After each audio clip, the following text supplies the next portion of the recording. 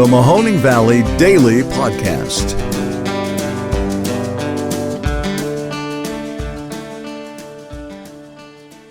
So, joining me today on the Mahoning Valley Daily Podcast, we have Miss Julie Stout. And you are here representing who? The Mahoning Valley Democratic Socialists of America. Okay, folks, you heard that right. The Mahoning Valley Democratic Socialists of America. And please tell us why we should not be afraid of the Democratic Socialists. No, I'm just kidding. What are you guys here to represent? What are you guys here to do? And tell us a little bit about how socialism is coming about locally. Actually, I'd like to go back to that first question, if you don't mind. There are some people who should be afraid and who are afraid, who spent money to take out billboards trying to scare people about socialism during the last election. I remember we went and stood out on the highway on Mahoning Avenue underneath one of those billboards that the Mahoning County Republican Party put up that was like, say no to socialism. And we held signs that said, socialism is good, actually. And people drove by and honked, and yeah, woo. This is a very union area still.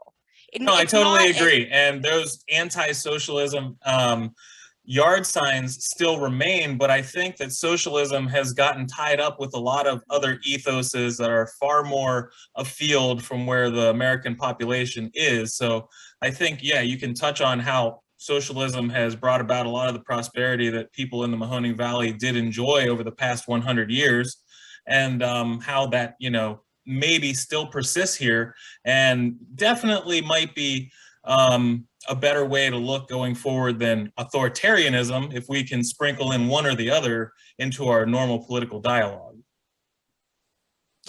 Yeah, I mean, I don't really have anything to say about authoritarianism other than I'm punk rock, so I'm totally against any kind of authority. But in general, the DSA, we don't deal with authoritarianism that much because we actually don't deal with authoritarianism that much here in the Valley. I mean, what's been going on lately? We've got COVID, but thankfully in Ohio, we don't have the governor telling us we're not allowed to wear masks. So in terms of... Not yet. No, he's a pretty pro-science Republican. Right. So in terms of authoritarianism, I don't really run up against it in my daily life. It's still a free country. I mean, you can still say what you want, think what you want, believe what you want. And that hasn't been a focus of us. I mean, we are focused on economic issues, the material concerns of the working class. So that does affect each and every person's life in the Valley. And so when you were talking about like, why should people not be afraid of socialism? No, there are some people who should be very afraid of socialism, and those people are the capitalists, right? So if you own the means of production, you don't want people to form a union, right? I mean, this is like basic common sense. If you own the factory, you don't want the people at the factory to form a union.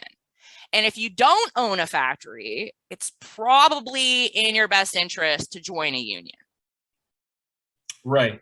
So I guess like in today's Mahoning Valley, where would you see the inroads for socialism taking place first and foremost, and where would they benefit the most people?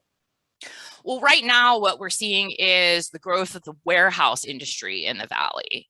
And we're definitely building socialism there.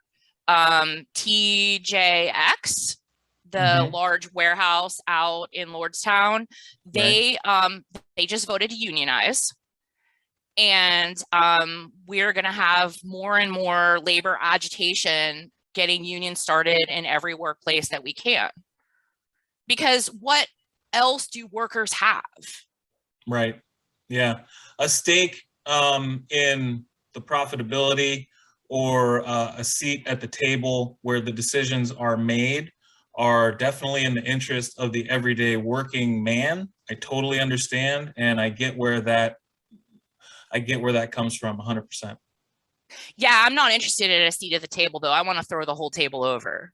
No, I know, but I think Just making that clear for the right. listeners. I am also a pragmatist, so I just try to find out where something that has totally been eschewed until recently, like and was as has gotten totally bastardized in terms of its actual meaning. Um, you have to be able to set the groundwork or just let people know what you actually stand for, so that they can't label you as something other. And I don't know. I just see a lot of bad mouthing from people who have really nefarious ulterior motives towards socialism. And we've had things like, Medicare and Social Security for a very long time that have worked really well in this country. That is socialism light. And so if they could at least realize that there are certain things that the collective can do to benefit them, and I don't know, I guess the we're all in this together philosophy has been lost on people as of late. So it'd be nice to We're kind of not get that all back. in this together. We're not all in this together. That's a total lie. We heard that all last year during COVID. Do you really think that Bill Gates is in it together with us? Do you really think that Elon Musk is in it together with us? Do you think that is Elon Musk coming over your house to hang out for a barbecue? No, of course not. That's absurd. It Does is. Elon Well, Musk it's absurd to care? think that the I don't know. celebrity class or people that we look up to in society are anything like us at all. Because if they have the notoriety where they are that well known, then they obviously are far above what the average citizen can understand and comprehend in terms of their day-to-day life. I mean, socialism is straight up the workers versus the capitalists. Oh, understanding. Right? And so what we try to do as socialists is we try to make wins for the working class. It's all about the class struggle. Now, we're not at the point like in Bolivia or in Peru in the class struggle in America where we're going to see a revolution. Who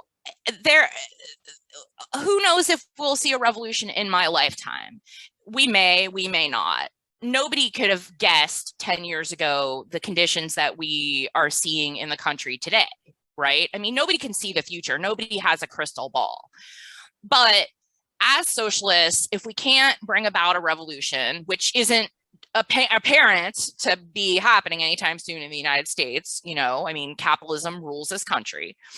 Sure. We can at least try to make wins for the working class and losses for the capitalist class. So there are a lot of things that socialists care about that aren't actually socialism, right? I mean, just like there's a lot of things that Democrats care about and Republicans care about that aren't really germane to those parties either, right?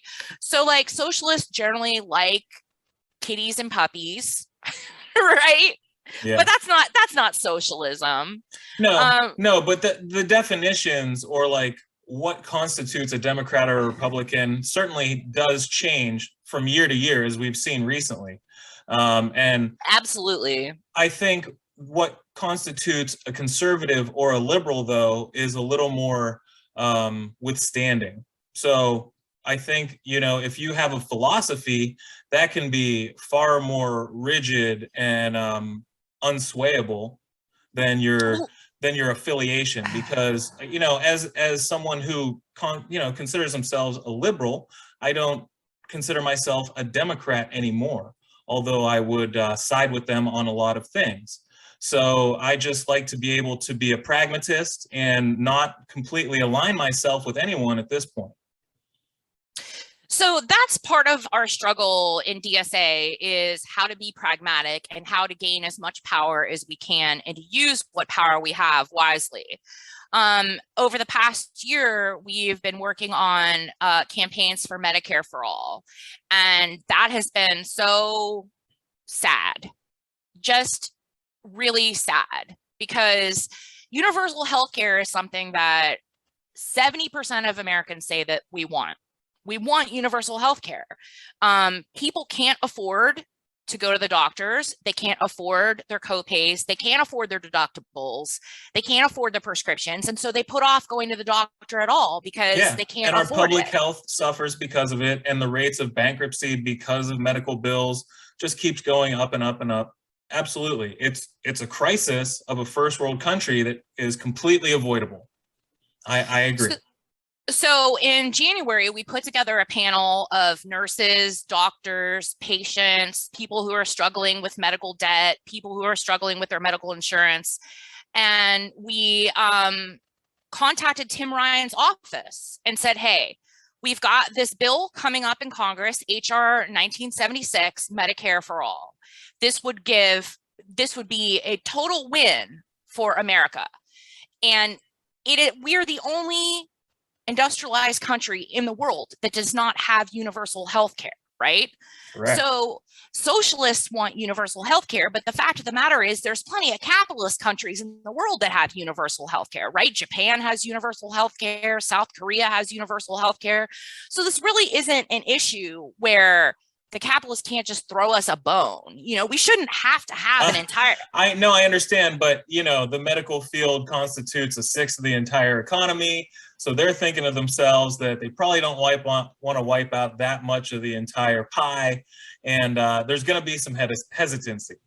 I am totally for the public option because I think if you garner the resources of the federal government, you're looking at probably outpacing the private sector and what you're able to provide your customers with, just based on that buying power and that arm wringing that you're able to do. So I'm all for that in the right direction, but I also know that there's a lot of irresponsibility that would come with Medicare for All. I haven't seen it worked out on paper to where I can fully ascribe myself to it, but it makes sense to me because as the richest country in the nation, it should be a fundamental right and should have been something that should have been worked into our framework a long time ago. The problem is that the meat hooks of industry and capitalism have gotten themselves so far entangled into, the health and the daily lives of Americans, it's going to be really difficult to extrapolate. Right. So right now you have 70% of Americans saying, oh, it's a winner at the polls. Don't get me wrong. There's nothing. Right. Yeah, absolutely. Right. Saying we want our health care. And then you have 1% of the country who is making obscene profits off of other people's suffering. Sure. And so that's why it comes down to the class struggle. And that's why it's an issue for us as socialists. It's saying, whose country is it? Is this Bill Gates' country? No, it's my country. It's your country. And the people who right now own all the wealth, they're going to have to share it. They don't want to share it. They're going to do everything they can to avoid sharing it. And that's why we have to understand that it's a struggle. This isn't something where we're just going to convince rich people to end poverty just because they're nice guys. No, I totally agree. So it's the same reason that if you just so happen to not be a power hungry person by nature, and you don't want to have the levers of power at your fingertips, that makes you a good person. But that doesn't mean that, that the people who are power hungry aren't going to be the only people going for elected office. So like you said, you kind of have to, you can never fall asleep at the wheel because the rich and the powerful are going to be the ones who continue to make the rules and laws in their favor. And so, like you said, you always have to be able to make wins for the common man. And when you can get public sentiment on your side is when that happens the most. So I guess you have the left and the right struggle. And unfortunately, one side has been taught to vote against their self-interest a little more intrinsically by the party. So to me, it seems like there needs to be more convincing of those on the right that universal health care and possible taxation, however it may be increased or on whoever it may be increased, is necessary for the common good. That seems like something that the right needs more arm twisting on than the left. Would you agree with that? Actually, according to the polls, the majority of Republicans support Medicare for all, which was a surprise to me, right? Because we think of everything in sort of this duality and this polarization. But the majority of Republicans also support Medicare for all. It's an issue that we're looking at where it comes down to the haves and the have-nots. And most Republicans are have-nots. Most Republicans are not in the 1% that control and own. Well, statistically, everyone is not in the 1%. Exactly. Yeah. So, but what I'm getting at is that they can be in lockstep. If they are told that this looks like socialism in any way, they will run from it from the hills. If you ask them, if it gets, couched to them in a different light, then they will vote for it 90-10 against it. I mean, it all depends on how it gets asked to them, because certain words are no-nos and boogeymans, and they're going to run away. Well, I mean, that's one of the things that DSA, it's a branding exercise, is about educating people and getting away from the branding and the buzzwords and come down to, how much is your rent? How much is your health insurance? How much is your car payment? It's like the meat and potatoes of, we have to live and we have to buy groceries. And this is the life that we're living. But I wanted to get back to what I was saying before about Tim Ryan, about how we put together this panel to ask Tim Ryan to co-sponsor Medicare for All. And he didn't want to come anywhere near us. He kept putting us off, refused to meet with us. And finally had a member of his staff meet with us who listened to what we had to say, utterly blew us off, said she would get back to us, and then we never heard from her again. Sure. So I want to challenge Democrats in the Valley to take a hard look at Tim Ryan for Senate and be like, what have you done for me lately? I'm really happy that today Morgan Harper announced her candidacy for Senate, and I will definitely be campaigning for her. Okay. She supports universal health care and she supports Medicare for all. And I think there's no reason why Democrats in the Valley should automatically hand their vote to Tim Ryan. Tim Ryan has not done anything for me, and I don't think that he deserves it. He doesn't deserve. What have we heard from him this week? He went to Lima and talked about how great it was that he got money for us to build more tanks. Do we need tanks right now? I mean, even the military-industrial complex is a job maker and has been for a long time in the state of Ohio. So the man knows exactly what he has to do from time to time. Can you take a tank to Afghanistan? No, but you can give it to a local police department for free, and you can pay somebody a very nice wage on it, possible union wage, some really nice dollars for many years to build it. You know what else you can pay people a union wage? So many other things. So many other things. So I understand. That is a topic for another day, because I'm all about make work, and I'm all about federal make work, and I'm all about doing it for the right reasons. So why don't you come back and we can discuss that, okay? Awesome. All right, Julie, thank you so much. I had a great time. Yes, thank you for having me on. All right, we'll talk to you soon.